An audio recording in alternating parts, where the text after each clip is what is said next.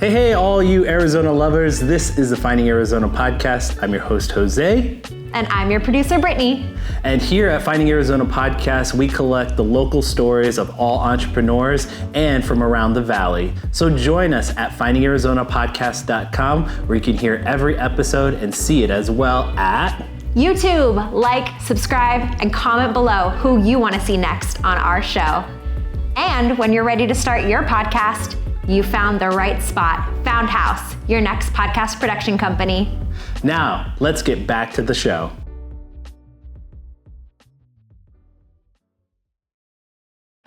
Score big with SeatGeek. Whether it's concerts, sports, or live events, SeatGeek has you covered. Use code FindingArizona to get a fantastic $20 discount on your SeatGeek tickets. Catch your favorite live events hassle-free with extra savings. Visit SeatGeek.com and make every experience unforgettable.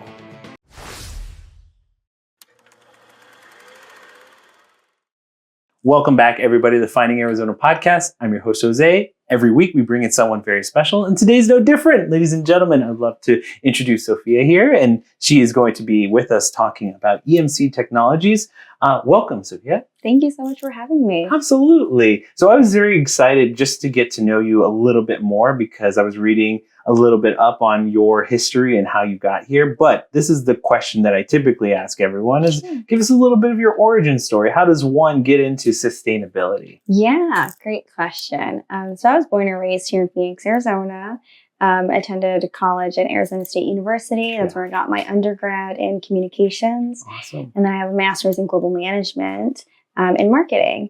And it was during my graduate program that I first got introduced to the idea of sustainability, corporate social sustainability, all that good stuff. I was introduced to the USGBC 2030 agenda. That's right. Through one of my master's classes. And it was just such an eye-opener for me to see that this is a topic of discussion in the corporate setting, that there is some speculation as to what responsibility people in business and corporate have to help sustainability. And it was really in this class that kind of sparked my passion for it, knowing that there is something that we can do regarding this, that there is a global organization thinking about the health and wellness of people and the community as a global community. Absolutely. That was really, really awesome. And ASU, it's top sustainability focused school. So there was just so much opportunity and knowledge going around regarding that topic. And it just really sparked some passion for me. Yeah. So I was probably I should mention, we share the same alma mater. And so I know a little bit about what you went through. I've kind of went through the program, but I went through the design program. And so I got my master's in landscape architecture along with my bachelor's there as well. Fantastic. The sustainability building is like right next huge. door. Yeah. And then you guys also have again, multiple buildings, but the one that I was particularly is right down. But I always found it very beautiful because we had to deal with it just as much because it is, again, impactful and it touches humans, not just any sort of culture area. It's a human thing. It's a global thing.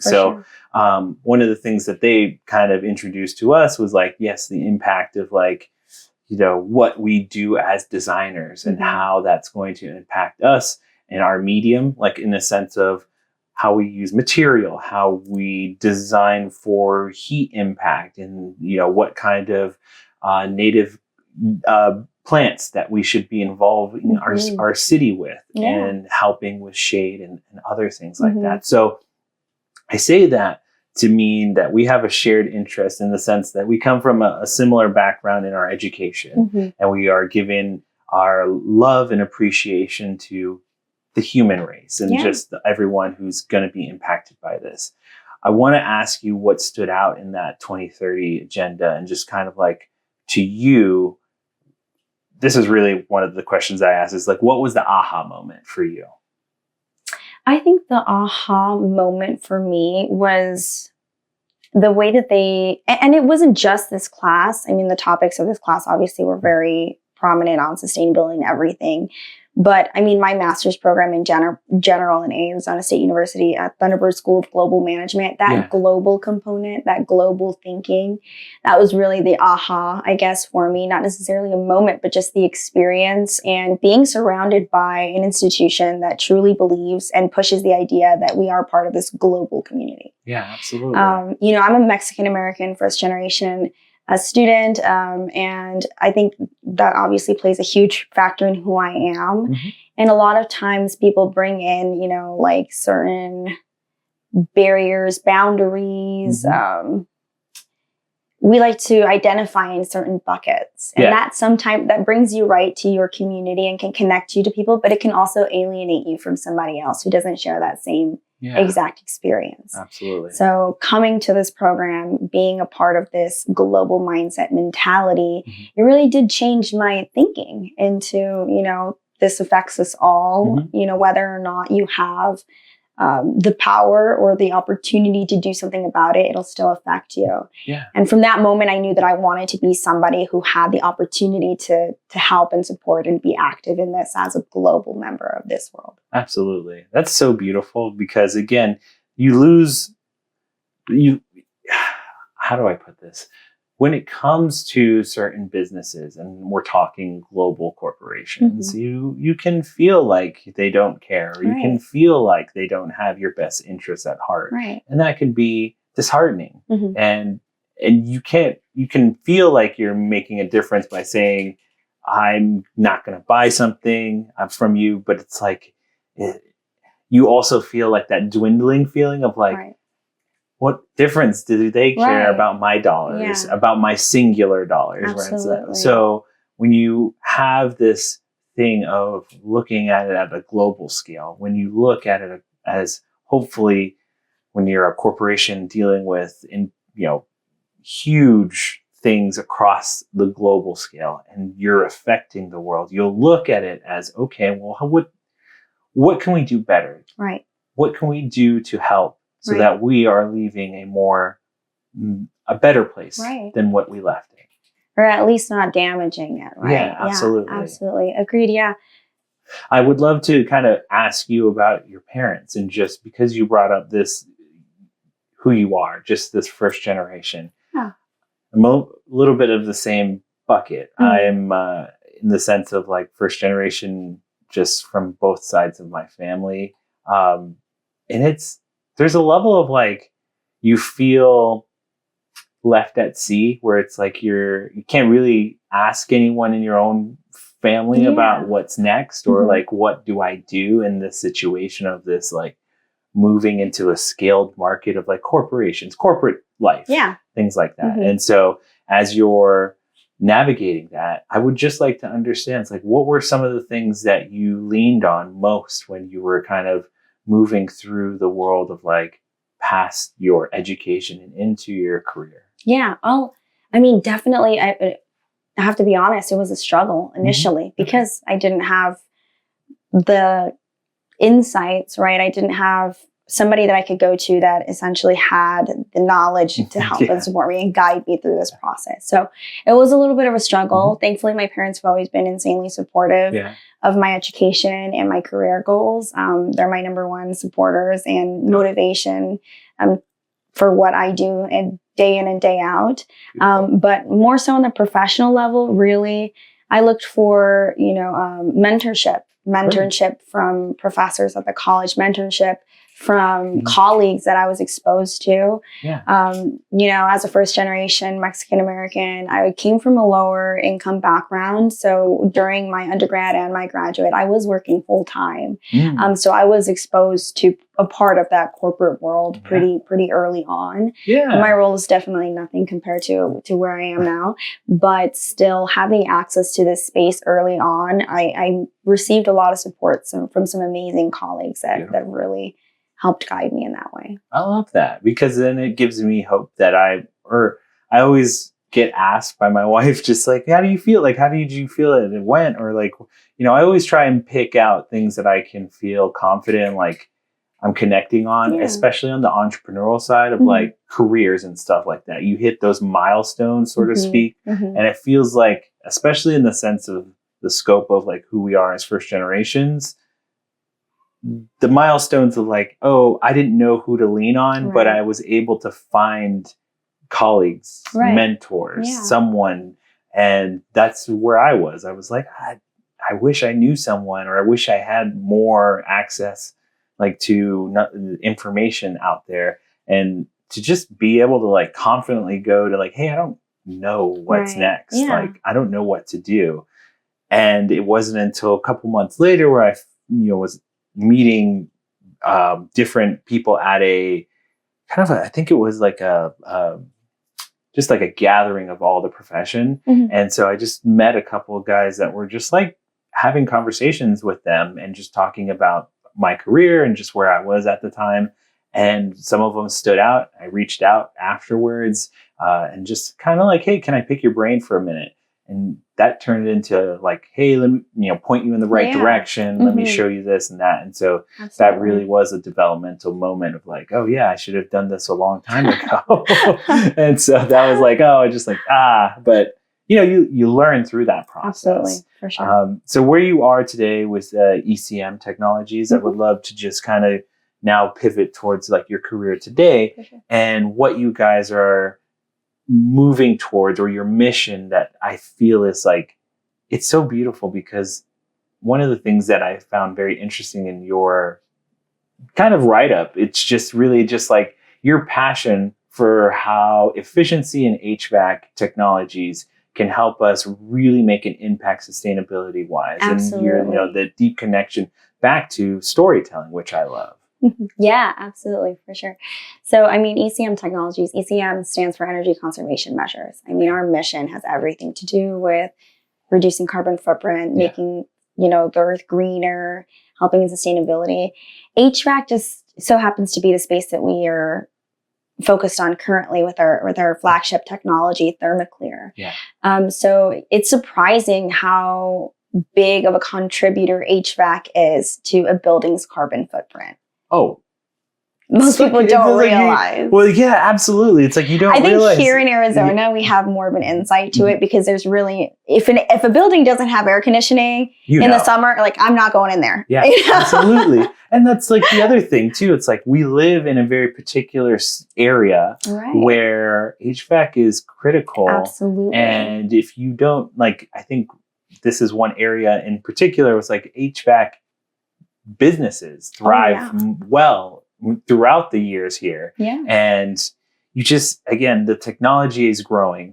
And one of the things that I just found so interesting is like, as we grow, who is taking care of making sure that we're using our knowledge for good? Absolutely. Yeah. So, I mean, that's a great. Yeah, HVAC is huge here, and it's one of the top contributors to a building's carbon footprint. And the only other large contributor to a building's carbon footprint used to be lighting. And we've tackled that issue through LED light bulbs. So we kind of equate ourselves to, the LED light bulb to HVAC. But the HVAC industry has been pretty stagnant for some time. It's done its job, right? And I feel like it's like that common thinking where, if it's not broken, don't fix it. There's a plateau. Right. We've plateaued.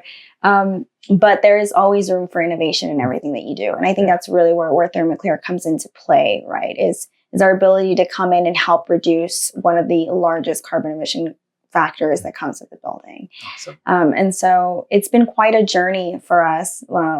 But essentially, we've now come to a point where, we've entered this local market. We're growing on a national scale through our flagship technology, Thermoclear specifically. We equate ourselves to the LED light bulb of HVAC. This technology is revolutionary, and the savings that come with it are noticeable, 15 to 20%. It's incredible in the sense of like, one of the things that was finding through your research, and the thing that I always found beautiful about sustainability is you're trying to achieve something, but you have to collect data, and you have to give the data out. And so it's like, that's how everyone knows that you are who you are, and proof that you are what you say. And so one of the things I found beautiful is just like how clear you guys are about what the numbers are saying. Right. And it's proven in the case study. So I would love for you to kind of explain the case studies and just what ECM's doing with that on their website, because I found it really interesting and cool. And one in particular is I don't know if these are your clients or if these are people just testing out your product and seeing what the results are, but one of the ones that is in particular that I found interesting was the Phoenix Art Museum. Oh, for sure. Yeah, absolutely. So we actually did one of our pilot studies with the city of Phoenix before landing our $2.1 million contract with them to treat several building, infrastructures throughout the city. Great. But absolutely, we're clear as day with our data. The numbers don't lie. I mean, it all comes down to our mission, right? So our mission is deeply rooted in making this world a better place for this generation and the next. Yes. And so that's why it was very important for us to be upfront and transparent with the performance of the technology. Yeah. This is an industry that we're in that has plateaued for some time, like I mentioned, and there was a lack of innovation in the space and a lack of need for innovation to a certain extent, right? Like we rely on the reliability of HVAC to cool our buildings. And thankfully, due to some really phenomenal HVAC service providers, you can get consistent cooling from it. But then you look at it from that social responsibility. And that's where innovation kind of just wasn't being focused. Okay. And where we come in to play. Awesome. And so as you guys have now innovated the space, one of the things that I found particularly interesting for a question that was asked was how you prioritize your economic growth with the sustainability mission. And so how that works inside of your corporation and your business. So we don't think that sustainability and economic growth are mutually exclusive. This is a partnership. This technology, it reduces your carbon footprint. At the same time, it's saving you 15 to 20% annually on energy and operational savings, right? There's room for improvement in all areas. And it does not necessarily need to be mutually exclusive at all. Yeah.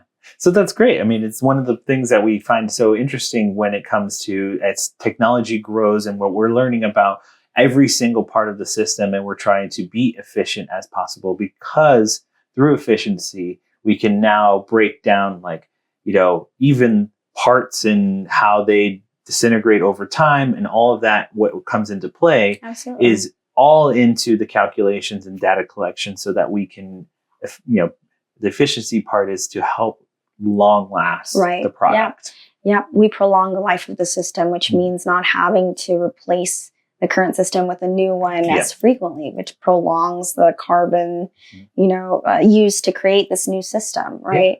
And so absolutely in that sense also. One of the things that, again, the case study proved to me, or something that we don't think about every day as just individuals, humans, something that we just take for granted, the fact that it's like the Phoenix Art Museum, we have to keep the paintings cool and protected. And that means that, that building has to be efficiently sustained at a certain temperature in all of that building. And that is critical. Absolutely. And just as an art goer or an art lover, just someone on the other side of that, you would never in your wildest dreams think to yourself, oh yeah, as I'm looking through all of this beautiful imagery, there's a critical thing happening with just the air that I'm breathing in here. Right. And so that I found that very beautiful. And like that all things that we may not have perspective on is just really kind of behind the scenes and just like always working. Yeah, sometimes it can be overlooked a little, but absolutely. It's a critical infrastructure here, protect the arts at all costs. I love that. So let me just go back into how you guys came. I know it's proprietary technology, but I would just love to do you know anything about like the aha moment or something that was developed or anything like that was the question of like, how do we efficiently affect sustainable HVAC? Yeah.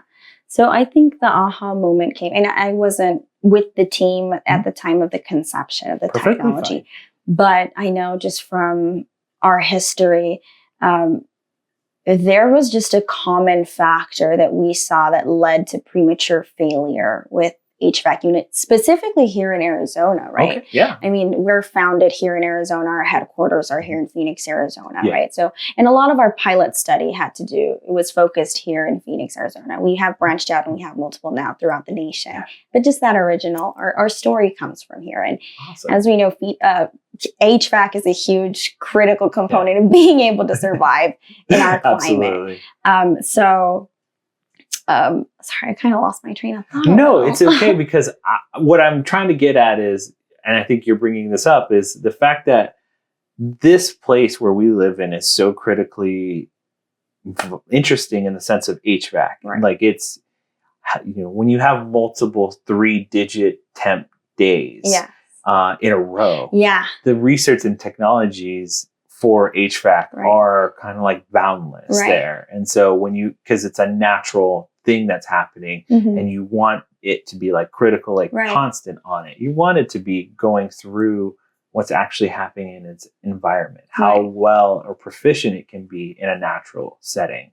So I think as we've kind of been in this environment for as long as the city has been growing, and I point to this because there's wallpaper here of the entirety of the city, but I say that to be like, as the city has grown, I think one of the things that I found interesting as I'm doing this podcast is the investment in certain places in research and technologies. You can see the growth of it through healthcare. You can see the growth of it in HVAC, and you can see the growth of it in other technologies and systems that, as you can hear throughout news broadcasts, we're getting chips in and so much more. We have a plethora of different businesses coming in through the technology side that I just find so fascinating from the sense of like being here in Phoenix. And this is an insane environment. And essentially, what led to the focus in HVAC was, HVAC is critical for life here. And we were just seeing that, HVAC is one of the largest contributors to a building's carbon footprint. And in reality, units here in Phoenix, Arizona were not meeting their expected life expectancy as, dictated by their OEMs, their original manufacturers, right? And so, I mean, there was a lot of high turnover, and that has nothing to do with, poor maintenance or anything like that. It's just, this is an extreme environment for them to operate. And just doing some research into this problem, the team is originally faced with the introduction of the problem oil fouling. And diving more research, we found that oil fouling is not an unknown issue. So ASHRAE, the organization ASHRAE, they acknowledge the existence of oil fouling within HVAC systems. And they actually calculate the percentage of degradation that a system faces yearly based off of the effects of oil fouling. Got it. So it's 5% the initial year, 7% the following year, and then 2% every year afterwards. Wow. And so that was just killing the units. It's and causing this unacceptable. insanely high turnover. Yeah. There was a clear problem, and the team was tasked with finding a solution to that problem, essentially. And that's where Thermoclear came into play. So Thermoclear does address and solve oil fouling at its root base. So without going too deep into the technology, essentially, it is nanotechnology that seeks out metal within the system and displaces the oil fouling, which is a boundary level that coats the interior walls of the coils. Perfect. I didn't need much more explanation than that. You didn't need to go that far, but I love that because I'm a nerd for that kind of stuff. And that just really hit me in the heart of like, oh, that's so cool that you guys were able to get that very specific in the answer to what Thermoclear brings to the technology wise. And so the fact that like you guys, I'm so imagining just scientists like trying like looking at research papers, trying the group doing some chemical work, and I'm just like imagining a slew of like white coats in a room. But that being said, I'm very impressed that what you guys found made such a big difference in such you guys have now turned it and given it to the world to hopefully bring more sustainable HVAC to the buildings, not only here in the Phoenix region, but also all around the world as well. And so that's a very commendable and beautiful thing that you guys have done. And as I move forward, I look towards more of like in the weeds sort of things. So for you being who you are for the VP, and I also want to mention, I want to say kudos to you because I read your LinkedIn and it was just like, it was so beautiful. It's like, oh, this girl went from just here to here, and it's a beautiful story, and I'm very impressed, and I'm very just so like much. I want to give you your flowers right now because that's really awesome. Thank you. But just give us a little bit of kind of your day and the fact that like you're a person who lives sustainable or lives in the sustainable culture. Like, what are some of the things that you go through in the morning of like your routines of like how sustainable touches that you do in your own home, or at least in your day-to-day life en route to your office or doing work? Sorry. Yeah, for sure. Absolutely. So, I mean, first and foremost, I have thermoclear treated my units at home. Oh, great. Yeah, absolutely. So, I mean, we got that out of the way in terms of my contribution. I was like, because again, you never know. It's like HVAC runs the gamut on like, you got the small HVAC, and then you have the large industrial buildings like, for Arizona Diamondbacks, for the Phoenix Art Museum, for these big buildings. So, I didn't know what kind of product we're looking at here, but so it's great that you run it on your own home system. Yeah. That's really cool. We currently are focused on the commercial sector just because that's really where we've been pulled to. And there is a lot of organizations out there that do have a genuine interest in sustainability. That's great. And it's exactly what you're saying in terms of scalability and immediate impact. Going after these larger players, this provides us with such large immediate results and support in terms of reducing carbon emissions. It just has been our current focus right now, but we will be entering the residential market at some point. So, I mean, that's awesome. I would suggest everyone keep an eye out on what we're doing. Hey, yeah, I was going to say, I mean, if you're running it on your stuff and you're happy, like that says a lot because, you gotta trust what you're doing, believe in the technology. And I wouldn't be here today being such an advocator for the technology with our white papers and everything. I mean, we're in some really mission critical facilities outside of the art museum. We're in the FEMA command centers. I was gonna say, it's like, don't let me be the person who's like rah the case studies. I'm gonna give it to the person who's like, gets to post about it and like gets to be it on the website. But it's like I thought it was so cool because you're like really, I mean, like you said, you're touching on these big pivotal players. Absolutely. And you're really making a difference here. We're because trying. These are very big players who can make a huge difference in the world. Because again, you talk about FEMA, it's like, government buildings run the gamut of like all shapes and sizes. And so to have a piece of technology to help make it consistent with every single one of their buildings, it's important. It's because they have multiple of them. Absolutely. And so when you're talking about making a big effect. If you can get a contract that it says, yes, we're going to do this with multiple buildings, there you go. Yeah, for sure. I love that. A little bit more about your day, please, because I stopped you and I just jumped in. No, you're fine. Yeah. I don't allow single-use plastics in my home. I love that. Infuriating. I love that. That's one of the critical players. Absolutely. And so that's one of the first things that I found so interesting about the sustainability people that I've met when I was going to school. It's like, oh yeah, they all have carry a reusable water bottle, and you don't need 10 of them. Yes. You're good with 2, maybe 3, I'll give it to you, but you don't need a whole collection. I was even some of them are they have their own lunch boxes. Right. They have their own your own utensils. No single use. Exactly. No. I was like, okay, they're about it. A lot of these people are about it. It's sometimes you're questioning and you just need reinforcement. And there was one time I was just literally sat down next to someone who must have been in sustainability because he had the water bottle, the metal box, the metal,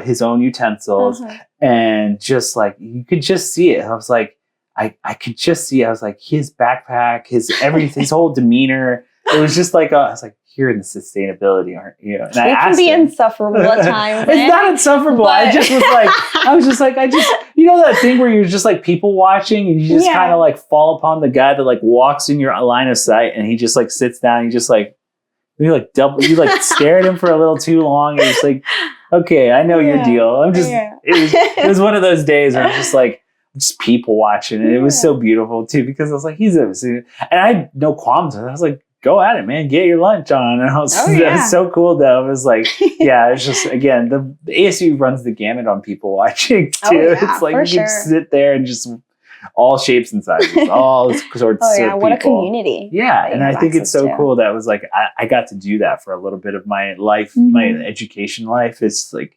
do that and meet people all the time because ASU is like such a global school. Again, it's just one of those things where like people just come there and just really flock to it. I would like to ask you a little bit more about just the future and just kind of go into goal setting on just what ECM is just, where you guys are at now and just your love of trying to make this a product that people can use on not only the commercial side, but going into the residential side. Is there anything that stands out from your board as far as next steps and hopes and dreams? Yeah, absolutely. I mean, currently we've really been focused on taking our technology to the national level and hopefully globally as well. Yes. Right. But we've been really focused on growing our Thermoclear PSN, our preferred service network, where we've been partnering with service providers throughout the nation to help bring our technology to local markets and get people access to this. So we do have a partnership in place with Service Logic, which is one of the largest players in terms of national HVAC service. And our local partner here, Tolan Mechanical, as well. We have a great relationship with them. That's kind of just been our focus now, getting access to the technology out as much as possible. And then we're also developing a new program to come out and kind of help the Thermoclear push into the market through our CAP, our compressor assurance program also. So, and that goes right back to us believing in the technology, believing in exactly what it does, being insanely transparent with it, and just really wanting to get it out there as much as possible because of the good that it can do. So I'll tease the CAP program slightly. Give us a little bit of teasing. So the compressor insurance program essentially will be a warranty program that is applied to specific units that are eligible, that have been treated with Thermoclear, that will essentially provide them with a full coverage compressor warranty. I love that. So compressor for an HVAC unit is one of the most expensive components to replace. It failed, and one of the easiest things to fail. Yes. And so the technology, aside from addressing and solving oil fouling, also serves as a lubricant.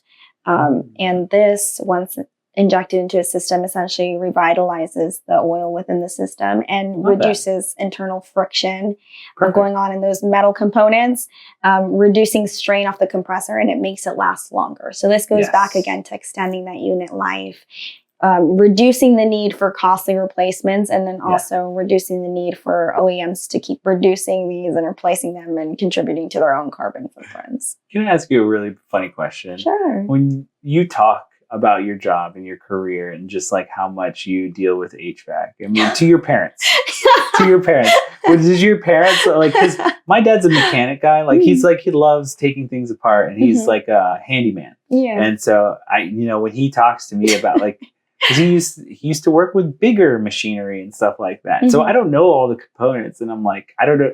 I know what a compressor is. But it's like when he goes into detail about like some of the other stuff of like the little components, I'm like, I'm lost. But at the same time, I'm like, I love that he loves that stuff because that has picked up on me and it's also picked up on my son as well. But what is your relationship with your dad like when you bring up work and stuff like this? I mean, well, I think it's surprising how much I've retained, of this information. Exactly. I mean, I would have never have guessed myself to be in the HVAC field, right? Like as a student, as studying my undergrad, my master's, if somebody were to ask me, like, where do you see yourself in, 5 years? My answer would not be anything related to HVAC, right? Right. So when I was first coming into this field, I mean, this was a whole new language. It felt like I was learning, some big old foreign thing and trying to like really dive into it and understand it. My dad is pretty handy. Yeah. So like in terms of like understanding a compressor, I feel like he gets it more than I do. Yeah. Oh, awesome. That's great. So he can kind of like, okay, go on. Follow along in the conversation. Yes. I don't know if he finds it as interesting as I do. That's I think funny. it just comes down to him being as supportive as he is and kind of like, tell me more about it. Oh, that's perfect. so interesting, right? I think he just sees, that the passion and the intrigue and everything that I have for it. And he nurtures that and just allows me to go in there and be like, oh, guess what? We're working on this. We're affecting compressors in this way, like this new thing. And he's like, that's awesome. Tell me more. Because again, it's like I go back to, again, we're all kind of like, we all strive to like connection. Yeah. And whether that's through our family life or through work life or through, a subset of what you do or like what you love to do, your passion or whatever, just all things that you're trying to like really achieve some connection through you. And I just love picking at like, there is definitely because I have them too. It's like my dad really never thought this was gonna be such something that takes off. Of course, I knew he looked at it as a side hobby, but as we've grown the business and have made strides in like picking up interviews with like larger corporations or just names that he sees or understands who they are, for sure. He has become like, oh, okay, this is something. So, for sure. So it's just like I love picking at that little string of like, your parents never really like take your career until you make something that's like speaks to them, right? Sort of thing. Yeah, it starts intruding in their little universe, right? Yes, and exactly. Totally the same thing. We've been growing interest and popularity. We've been winning some good awards, getting some great opportunities. So I think that has also really piqued his interest as well. It's like, okay, like once we got the contract with City of Phoenix, like, oh, you're working with the city that I live in, exactly. We just recently done some work with T-Mobile and their data centers. And that's like, oh, I know who T-Mobile is, exactly. Those types of things are just wonderful because connection, that's the thing. So you brought up, like, again, some of the things that you guys have succeeded in. I would be remiss if I didn't kind of throw the softball your way. The amount of boys and girls clubs that you have affected in trying to make sure that these places where it really does truly affect the next generation get their little slice of the pie here. Absolutely. So please let me say this. Thank you for making that decision and doing the type of work. So give us a little bit more about like the Boys and Girls Club side of it. Yeah, for sure. So the Boys and Girls Club is actually our national charity of choice. Awesome. And so whenever we launch a new one of our partners within our PSN, we give them the opportunity to do a joint donation to their local clubs. Awesome. So here, Tolan, our exclusive partner here in Arizona, Tolan Mechanical, they were actually already maintaining the systems of the Boys and Girls Clubs. And so it was so natural for them to come in and be like, we'll donate treatments to all of the Valley locations. Yes. This is actually one of our largest donations to the Boys and Girls Club. But the interest in the Boys and Girls Club actually comes from one of our founding members, David Fenton, our Chief Revenue Officer. Oh, great. He was actually originally a club kid. Great. And that's that played cool. a huge factor in his life. And he really felt like it had helped bring him to a positive place and keep him on a positive journey. Oh, that's wonderful. And so part of that definitely is giving back, being grateful, obviously, for David for his experience with the club and seeing what that can do and what that does for the youth in their community. Oh, absolutely. So just to be cards on the table, I was the same situation. My brother and I were both part of not our local. My dad was a coach for the basketball team. And so he donated, he wanted to coach for his sons. And I was the first one. And then my brother was the second one. And we both went and, he was the coach of the squad. we would go to the Boys and Girls Club, but we would also participate, like go to, like that was our local Boys and Girls Club, so to speak. And everyone knew us. We had relationships there. But again, I agree with you. Not only myself, but the kids that I met there and knew there, knew kind of like their family side. That place was a refuge. Yeah. And it was a place of like, where you could go and just be a kid. Like you didn't have to worry about the outside world. Yeah. And so I am very much on board when it comes to the Boys and Girls Club, because again, when you're a kid and you go through a lot of things that you don't need to, you need a place where the place is just for your experience as a child and you just developing who you are. Yeah. And again, I've seen it work. I know it works, and it's really wonderful that was one of the choices that they chose for. I agree 100%. It's a wonderful place, and that donation really does make a big effect and a big impact, because I've seen some great experiences come out of Boys and Girls Clubs. Yeah, for sure. So we have reached towards the end of our conversation, but I would not want anyone to walk away without knowing a little bit more where they can find you. So this is your chance to give a promotional for your technologies and where they can find you online, your social media handles, anything that you want to promote. Literally is your chance and your time to shine. So go ahead. Well, thank you. Sophie. Yeah, well, we do run active social media pages for Thermaclear on all major platforms. So you can find us at Thermaclear, Facebook, Instagram, LinkedIn, X. We also run a monthly newsletter where we highlight, all of the new and fun and exciting things that we're working on for ECM Technologies and Thermaclear as well. So if you're interested, you can find our monthly newsletter on our website at ecm-technologies.net. And I'm also always looking to make some great connections professional-wise. Business is personal. You're working with other people. You're working towards shared goals. And in sustainability, you're working towards a larger positive goal. Absolutely. So you can also find me on LinkedIn on my personal page. Beautiful. I love that, because again, we are talking about something that's not just the business, but it's something that affects the global market as well. And so, I would love to anyone out there listening, just that market alone is just, again, reach out and get a hold of her, because that would be cool to see this technology really hospitals. Oh yeah, I think that's very important. That would be really great. Cool. We have a little bit of time, and I forgot to ask you this because I'm so excited, because we are talking about new technology. I imagine that this is one proficient iteration, but there are some other things there's always room for improvement. I imagine that there are some things in the realm of that kind of thing where it's you guys are always trying to be perfect. What future technologies are you excited about? Within ECM technology specifically? Well, within ECM, but if you want to throw out, some technologies that you have seen outside of your realm of HVAC that you're excited for in sustainability, I would be super excited to hear from someone who's in the work of what you do, to see what stands out to you that would make a big effect. Yeah, absolutely.